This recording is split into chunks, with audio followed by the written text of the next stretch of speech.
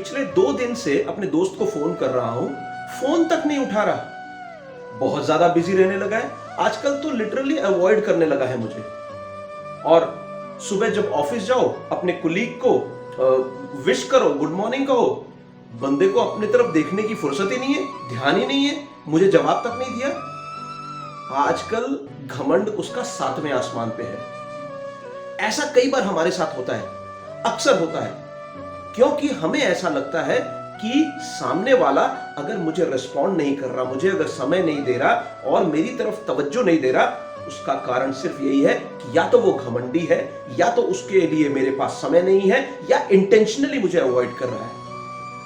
ये कह के, ये सोच के हम उन लोगों के बारे अपने मन में एक इंप्रेशन क्रिएट कर लेते हैं, उनके बारे एक पिक्चर क्रिएट कर देते हैं। क्या हमेशा ये चीज सही होती है?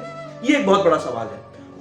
और इसी चीज को अगर ध्यान में रखें तो मैं आपका ध्यान महाभारत के उस एपिसोड की तरफ ले जाना चाहूंगा जहां गुरु द्रोणाचार्य, जो कि पांडवों और कौरवों के गुरु थे, उनके बारे बहुत प्रसिद्ध है कि उन्होंने अन्याय किया, एकलव्य से अन्याय किया, क्योंकि एकलव्य से उन्होंने गुरु दक्षिणा में एकलव्य का अंगूठा मांगा था। क्या सचमुच वो अन्याय था? ये एक सवाल है।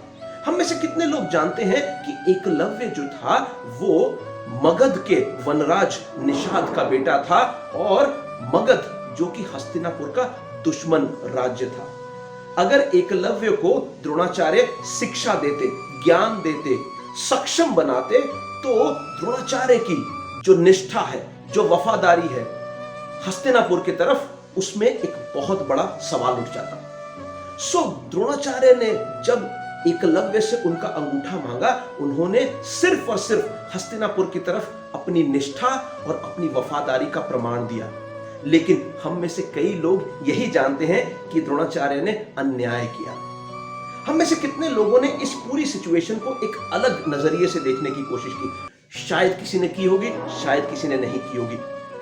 हमने ये कंक्लूड कर लिया और हमने ये निर्णय ले लिया कि द्रोणाचार्य जो थे उन्होंने नाइंसाफी की, उन्होंने गलत किया एकलव्य के साथ। लेकिन इसके पीछे की उनकी जो मंशा थी, ये बहुत कम लोग जानते हैं, या हार्डली कोई जानता है, या हार्डली कोई जानने की कोशिश करता है।